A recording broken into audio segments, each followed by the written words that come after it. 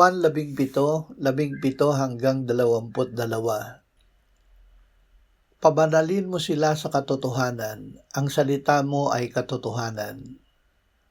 Kung paanong ako'y iyong sinugo sa sanlibutan, sila ay sinugo ko rin sa sanlibutan.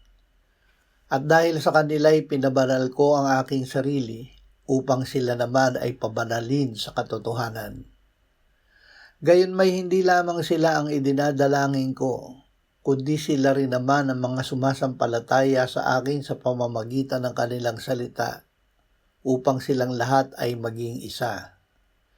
Gaya mo, Ama, na nasa akin at ako'y sa iyo, sana sila'y manatili sa atin upang ang sanlibutan ay sumampalataya na ako'y sinugo mo.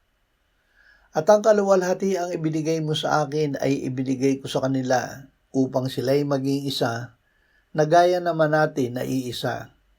Ako'y nasa kanila at ikaw ay nasa akin upang sila'y maging ganap na isa, upang malaman ng sanlibutan na ikaw ang nagsugo sa akin at sila'y iyong minahal kung paanong ako'y iyong minahal.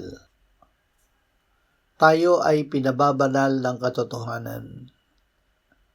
Ang ating pagiging banal ay hindi nagmumula sa sariling pagsisikap kundi sa katotohanan, ang salita ng Diyos.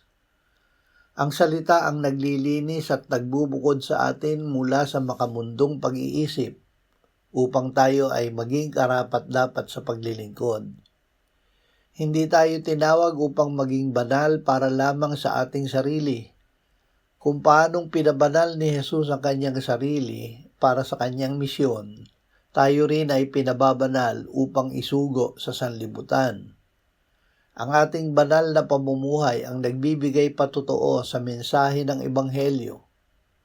Ang rurok ng kabanalan ay ang pananatili natin kay Kristo, gaya ng kanyang pananatili sa Ama.